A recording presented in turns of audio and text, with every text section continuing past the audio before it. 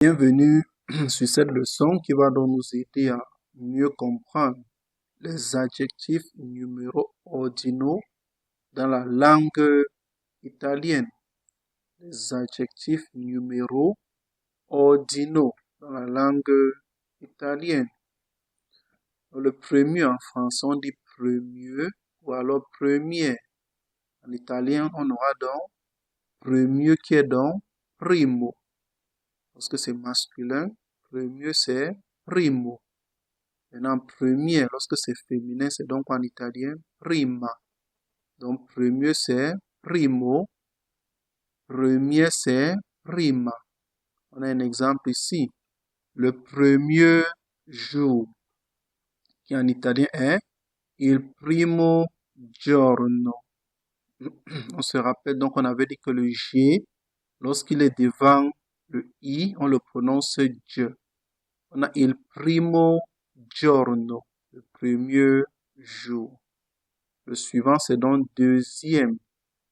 En français, on n'a que deuxième. Il n'y a pas de genre, comme par exemple celui-ci. Que ce soit masculin ou féminin, c'est deuxième. En italien, on aura donc quoi? Lorsque c'est masculin, ça va être secondo, secondo, secondo pour le masculin. Lorsque c'est féminin, c'est donc seconda, seconda, seconda. Exemple, la deuxième fois, qui en italien est la seconda volta, la seconda volta. Le suivant, c'est donc troisième.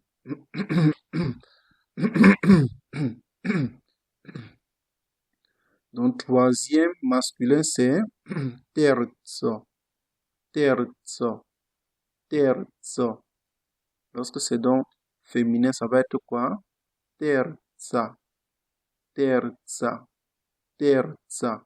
Exemple, le troisième élève, qui en italien est il terzo studente, il terzo studente. Passe au suivant, quatrième, qui est donc quoi? Quarto, quarto, ou alors quarta, quarta, quarta. Exemple, le cinquième étage.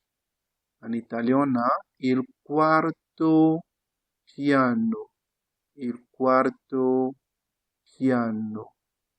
Suivant, cinquième. On a donc quoi?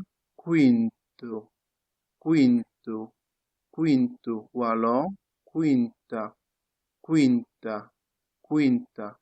Exemple, la cinquième leçon, la cinquième leçon.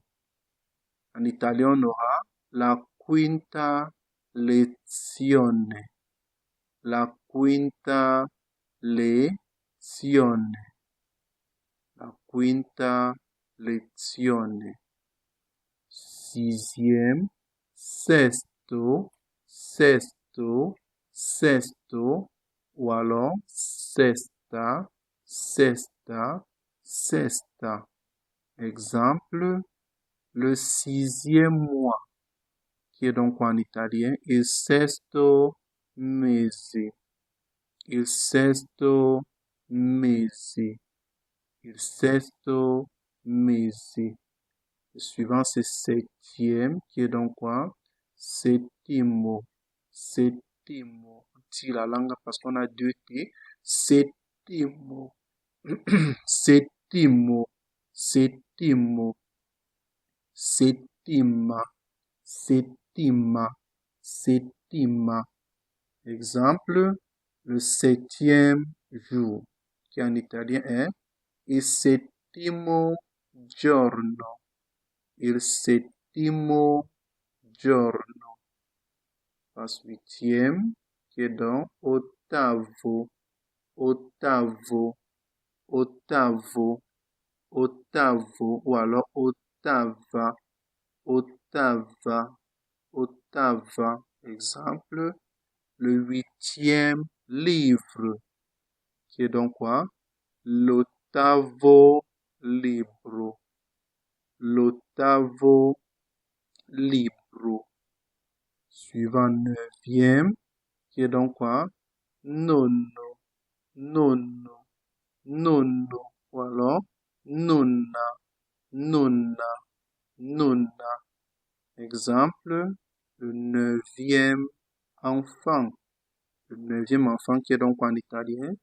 Il nonno bambino. Il nonno bambino. Il nonno bambino. Passe à dixième qui est donc quoi? Decimo. On se rappelle de la règle. C devant I se prononce ch. Decimo. Decimo. Decimo. Ou alors decima. Decima. Decima. Exemple, la dixième réponse, qui est donc quoi? La decima risposta. La decima risposta. La decima risposta. Maintenant, il est bien à savoir